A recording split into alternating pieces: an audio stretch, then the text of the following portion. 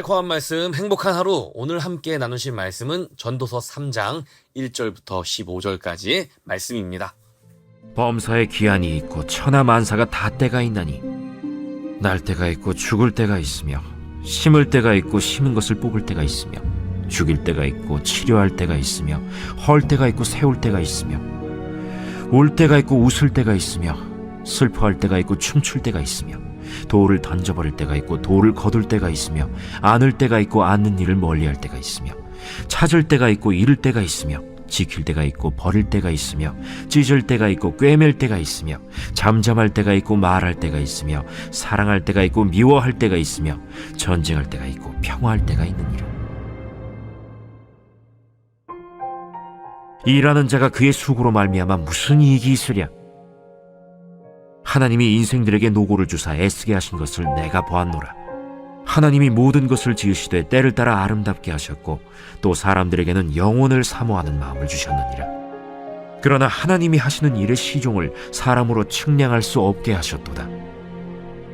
사람들이 사는 동안에 기뻐하며 선을 행하는 것보다 더 나은 것이 없는 줄을 내가 알았고 사람마다 먹고 마시는 것과 수고함으로 낙을 누리는 그것이 하나님의 선물인 줄도 또한 알았도다. 하나님께서 행하시는 모든 것은 영원히 있을 것이라. 그 위에 더할 수도 없고 그것에서 덜할 수도 없나니 하나님이 이같이 행하심은 사람들이 그의 앞에서 경외하게 하려 하심인 줄을 내가 알았도다. 이제 있는 것이 옛적에 있었고 장래에 있을 것도 옛적에 있었나니 하나님은 이미 지난 것을 다시 찾으시느니라. 전도서에서 반복되는 헛되다라는 말은 아무 의미가 없다는 뜻이 아닙니다. 히브리어로 헤벨이라고 하는 이 단어는 오히려 안개나 호흡처럼 한치 앞을 알 수 없고 내 마음대로 통제할 수 없는 삶의 모호함을 의미합니다. 전도자가 인생을 안개 같다고 말하는 이유는 우리를 절망시키려는 것이 아니라 인간의 한계를 깨닫고 오직 영원하신 하나님을 경외하게 만들기 위함이지요.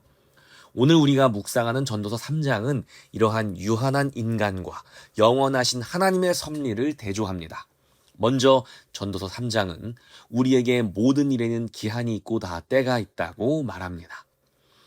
오늘 본문의 2절부터 8절까지 나열된 14쌍의 대조적 때는 탄생과 죽음, 파괴와 건설, 사랑과 미움 등 인간 삶의 전 영역을 포괄하는 표현입니다. 이 시적인 묘사는 모든 일이 하나님이 정하신 시간의 질서 아래에 놓여 있음을 알려주는 것입니다. 믿음과 상관없이 많은 사람들은 인생에 대해 논하며 모든 일에는 다 그에 맞는 때가 있다고들 말합니다. 사람이 자기의 일을 계획하고 최선의 노력을 다한다 할지라도 그 일의 결과를 이루는 일은 사람의 손에 달려있지 않고 정해진 때에 따라 흘러가고 또 이루어진다는 것을 오랜 경험을 통해 막연하게나마 받아들이고 있는 것입니다. 소위 말하는 운명이라는 것을 믿는 것이지요. 지금은 자율주행차가 달리고 AI와 로봇이 산업을 주도하는 최첨단의 시대입니다. 하지만 아이러니하게도 그 어느 때보다 무속과 신비주의가 득세하는 시대이기도 합니다. 사람들은 여전히 타로카드를 보고 오늘의 운세와 궁합과 사주팔자에 휘둘리고 있습니다. 이처럼 최첨단의 시대를 살면서 오히려 미신을 더 의지하는 이유는 무엇일까요? 그것은 바로 지독한 불안감 때문입니다. 아무리 완벽하게 준비해도 결국 인생의 성패가 내가 통제할 수 없는 우연이나 운에 달려있다는 불확실성이 두렵기 때문입니다. 그래서 무속과 미신을 통해서든 자기 자신의 노력을 통해서든 자기 스스로 인생의 미래와 결과를 통제하고 싶은 욕망에서 벗어나지 못합니다. 우리는 과거를 돌이킬 수 없고 미래를 확정할 수 없는 존재임에도 불구하고 그 모든 시간을 주관하고 다스리고 싶어 합니다. 알 수 없는 내일이 너무나 두렵고 염려되기 때문입니다. 그래서 우리는 더 나은 오늘을 만들어내지 못했다고 여기며 지나온 과거로 돌아갑니다. 그리고는 후회와 분노로 시간을 흘려보내는 것입니다. 또한 우리는 더 나은 내일을 대비한다는 이유로 오늘의 즐거움을 매일 내일로 유보합니다. 그렇게 우리는 오늘 누려야 할 기쁨을 잃어버리는 것입니다. 목적을 이루겠다는 목적의식이 강할수록 그 목적을 이루기 전까지 행하는 모든 과정은 단지 수단으로 전락하고 그 수많은 수단들 속에서는 결코 즐거움을 찾지 못합니다. 목적을 이루기 전까지 수단은 그저 빨리 지나가야 하는 일들에 불과하기 때문입니다. 가족이 행복하기 위해 오늘을 살지만 내일도 모레도 가족의 행복은 온전히 누리지 못합니다. 왜냐하면 오늘은 항상 내일을 위한 수단으로 전락되기 때문입니다. 그렇게 매일 새로운 내일을 위해 오늘을 희생하며 오늘 누려야 할 즐거움을 잃어버리고 아직 오지 않은 그리고 확정할 수 없는 내일만을 바라보며 오늘의 행복을 미루고 또 미룹니다. 본문 11절을 보면 우리는 영원을 사모하는 마음을 가지고 있지만 하나님이 하시는 일의 시작과 끝을 알지 못하는 존재라고 말합니다. 하나님이 모든 것을 지으시되 때를 따라 아름답게 하셨고 또 사람들에게는 영원을 사모하는 마음을 주셨느니라. 그러나 하나님이 하시는 일의 시종을 사람으로 측량할 수 없게 하셨도다. 영원을 사모하는 마음을 주셨느니라는 번역은 다소 낭만적으로 들리지만 사실 원문에는 사모하다라는 동사가 존재하지 않습니다. 그래서 원문을 직역하면 단순히 그가 그들의 마음속에 영원을 두셨다라고 번역됩니다. 하나님이 우리 마음에 두신 영원이란 무엇일까요? 영원으로 번역된 히브리어 원어는 올람입니다. 이 단어는 문맥에 따라 다양하게 해석되는데 우리가 아는 것처럼 영원 혹은 과거로부터 미래로 이어지는 거대한 시간의 흐름을 의미하기도 합니다. 노후 걱정과는 상관없이 현재의 생물학적 본능에만 충실한 짐승들과 달리 인간은 과거를 기억하고 미래를 조망하는 거시적인 역사 의식을 가졌습니다. 이것이 바로 하나님께서 우리 안에 영원을 생각하고 인지할 수 있는 능력을 두셨다는 말의 의미입니다. 이것은 낭만적인 이야기가 아닙니다. 문맥을 살펴보면 하나님이 영원을 마음에 두셨다. 그러나 하나님이 하시는 일의 시종을 측량할 수는 없게 하셨다로 이어집니다. 즉 하나님이 인간에게 거대한 시간을 사유할 수 있는 인식의 틀은 주셨지만 정작 그 역사 속에서 일하시는 하나님의 궁극적인 계획의 시작과 끝은 파악할 수 없도록 지적 한계를 그어 놓으셨다는 것입니다. 무한을 상상할 수는 있으나 무한을 이해할 수는 없는 것. 이것이 전도서가 이야기하는 인간의 모순과 고통입니다. 이런 인간의 한계 앞에서 전도서가 내리는 결론은 바로 오늘에 충실하라는 것입니다. 사람들이 사는 동안에 기뻐하며 선을 행하는 것보다 더 나은 것이 없는 줄은 내가 알았고 사람마다 먹고 마시는 것과 수고함으로 낙을 누리는 그것이 하나님의 선물인 줄도 또한 알았도다. 우리는 흔히 하나님의 뜻을 안다는 것을 미래를 예측하는 것으로 생각합니다. 그러나 전도자는 오히려 미래를 알 수 없으니 오늘을 충실하게 살라고 말합니다. 그런데 이것은 생각보다 어려운 일입니다. 우리는 현재보다 과거와 미래에 더 쉽게 사로잡히기 때문입니다. 우리는 언제나 현재에 만족하지 못하고 불안해하거나 두려움 속에서 기약할 수 없는 내일을 위해 오늘을 연소시킵니다. 이와 관련하여 로완 윌리엄스는 그의 책 사막의 지혜에서 이집트 사막에서 활동한 1세대 수도사들과 수녀들의 통찰을 소개합니다. 사람은 현재의 삶이 지루하게 느껴질수록 다른 곳에 가면 더 의미 있는 삶을 살 수 있을 텐데, 다른 환경이라면 더 거룩하게 살 수 있을 텐데 라고 생각하게 됩니다. 사막의 수도사들도 같은 유혹을 경험했습니다. 사막에서의 하루를 상상해 보십시오. 뜨거운 사막에서 하루 종일 야자수 잎으로 바구니를 만드는 것과 같은 반복적인 노동을 하며 살아가는 자신들의 삶이 무의미하게 느껴졌습니다. 시간은 느리기만 하고 이 황량한 곳에서 자신을 찾아오는 이도, 자신에게 가르침을 구하는 이도 없습니다. 자신은 더 중요한 일을 해야 할 것 같고 더 영향력 있는 사람이 되어야 할 것만 같았습니다. 이것만 아니라면, 지금이 아니라면 언제든 말입니다. 그러나 사막의 교부들은 한결같이 말합니다. 지금 있는 자리에 머물라. 그들은 영적 성숙이 특별한 체험이나 극적인 변화에서 오는 것이 아니라 하나님께서 허락하신 오늘을 충실히 살아내는 과정 속에서 이루어진다고 가르칩니다. 사방에 잡초가 무성한 밭을 개간해야 한다면 우리는 어떻게 해야 할까요? 아마 막막함에 며칠 동안 아무것도 하지 못할 수도 있습니다. 그러나 밭을 바꾸는 방법은 거창한 계획에 있지 않습니다. 그저 매일 조금씩 잡초를 뽑는 것뿐입니다. 우리의 영혼도 마찬가지라는 것입니다. 반복되는 죄를 짓고 스스로에게 실망한 성도님이 계십니까? 누군가를 사랑할 수 없어서 자책하는 성도님이 계십니까? 인생이 무료하고 아무런 영적 도전의식도 생기지 않아 염려되는 성도님이 계십니까? 신앙의 성숙에는, 그리고 인생의 성숙에는 지름길이나 별다른 묘수가 없습니다. 우리가 영적으로 더 성장하기 위해서는, 그리고 삶이 더 나아지기를 원한다면 하나님께서 나의 인격과 나의 인격이 빚어내는 삶 곳곳에 스며들어야 하며, 이를 위해서는 결국 시간이 필요합니다. 거룩함을 향한 여정에서 우리는 평범하기 그지없는 일, 따분한 일, 지루한 일을 겪어야 합니다. 어떻게 하면 황홀경에 이를까 생각하지 마십시오. 자기 부정이 얼마나 위대한 일인지도 생각하지 마십시오. 때로는 누군가를 사랑하려고 하는 것조차 주의하십시오. 어떤 영적인 영웅 같은 것에 관한 생각도 접으십시오.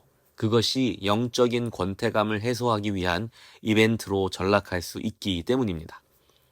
우리가 본질적으로 관심을 기울여야 하는 일은 지금 여기에서 내가 매일 해야 할 일이 무엇인가 하는 것뿐입니다.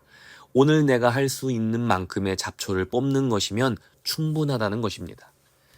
사막의 교부들이 발견한 지혜는 결국 전도서의 가르침과 다르지 않았습니다. 우리는 미래를 소유할 수 없고 과거를 되돌릴 수도 없습니다. 우리가 실제로 하나님께 순종할 수 있는 시간은 언제나 오늘, 지금뿐입니다. 전도자는 인간이 하나님이 하시는 일의 시작과 끝을 알 수 없다고 말합니다.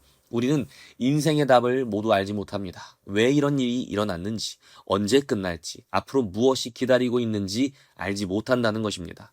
그러나 이것은 하나님의 짓궂은 장난도, 우리에게 주시는 형벌이나 저주도 아닙니다. 14절에서 전도자가 깨닫고 고백하는 것처럼 우리가 스스로의 한계를 깨닫고 영원의 창조자이시자 시간의 주인이신 하나님만을 경외하게 하시려는 선한 목적이 담겨 있는 것입니다. 하나님께서 행하시는 모든 것은 영원히 있을 것이라 그 위에 더할 수도 없고 그것에서 덜할 수도 없나니 하나님이 이같이 행하심은 사람들이 그의 앞에서 경외하게 하려 하심인 줄을 내가 알았도다. 우리는 영원을 생각할 수 있지만 영원을 이해할 수는 없습니다. 우리는 왜 사는지 알고 싶고, 내 인생의 의미를 알고 싶고, 미래를 알고 싶고, 죽음 이유를 알고 싶고, 역사의 결말을 알고 싶습니다. 그런데 모릅니다. 이것이 전도서가 말해주는 인생의 비극입니다. 누가 이 안개 같은 인생의 의미를 설명해 줄 수 있습니까? 오직 예수 그리스도뿐입니다. 우리는 시작과 끝을 알지 못하지만 예수님은 알파와 오메가요 처음과 나중이시니 시작과 끝 그 자체이시기 때문입니다. 그런 예수님이 우리처럼 시간을 사셨습니다. 태어나셨고 자라셨고 배고프셨고 눈물을 흘리셨고 죽음을 경험하셨습니다. 시간 밖에 계신 분이 시간 안으로 들어오신 것입니다. 우리가 이해할 수 없는 하나님의 계획을 설명하기 위해서가 아니라 우리를 그 계획 안으로 초대하기 위해서 말입니다.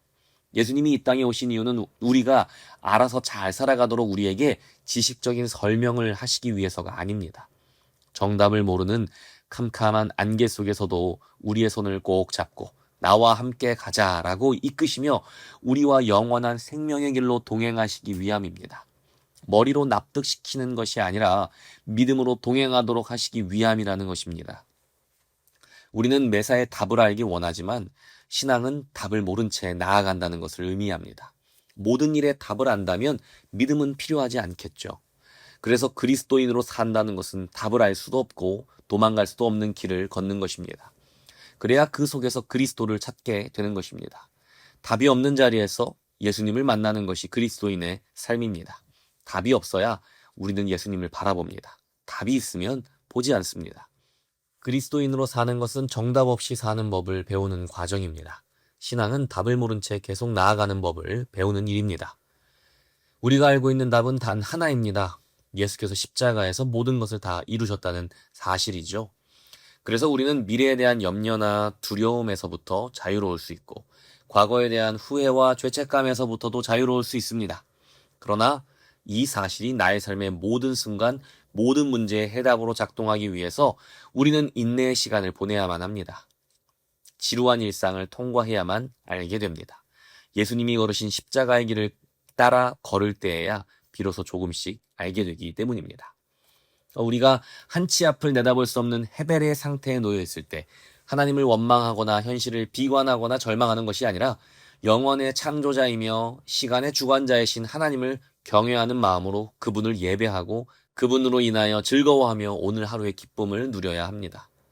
사막의 교부들이 말했던 것처럼 우리에게 진정으로 필요한 것은 따분한 일, 지루한 일에서 벗어날 수 있게 해주는 비법이 아닙니다. 불안과 두려움에서 벗어나 따분한 일, 지루한 일상과 직면할 수 있게 해주는 비법입니다. 그럴 때 우리는 우리에게 주어진 오늘 하루가 따분하거나 지루한 하루가 아니라는 것을 알게 됩니다. 아직 오지 않은 내일을 위해 그저 희생하고 빨리 지나가야 하는 수단에 불과하지 않다는 것 또한 알게 됩니다.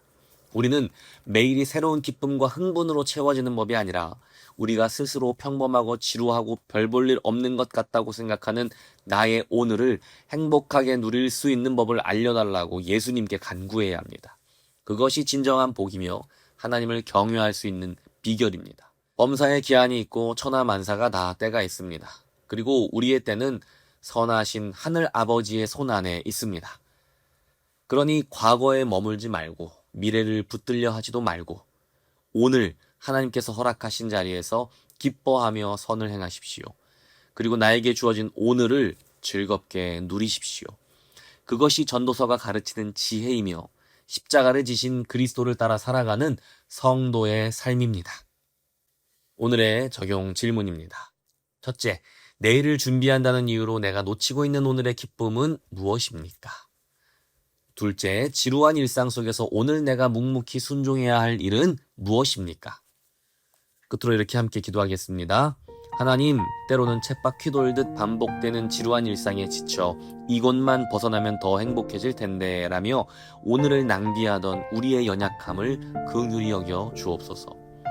대단한 기적이 아니라 매일 마주하는 가족들의 얼굴과 동료들의 땀방울 속에서 그리고 무심코 지나치던 평범한 풍경 속에서 나를 향한 하나님의 따뜻한 섭리를 발견하는 영적인 눈을 열어 주옵소서. 바꿀 수 없는 어제의 상처로 후회하거나 내 마음대로 통제할 수 없는 내일의 불확실성 때문에 두려워하는 대신 오늘 내게 허락하신 수고의 자리와 소박한 식탁을 기쁨으로 누리게 하옵소서. 여전히 한치 앞을 알 수 없는 안개 같은 인생이지만 십자가에서 모든 것을 다 이루신 예수님만을 나의 유일한 정답으로 굳게 쥐고 나아가기를 원합니다. 오늘 내게 맡겨진 삶의 밭에서 묵묵히 하루치 잡초를 뽑아내며 나의 평범하고 덤덤한 일상이 결국 예수님을 닮아가는 가장 위대한 기적의 하루가 되게 하옵소서. 아멘.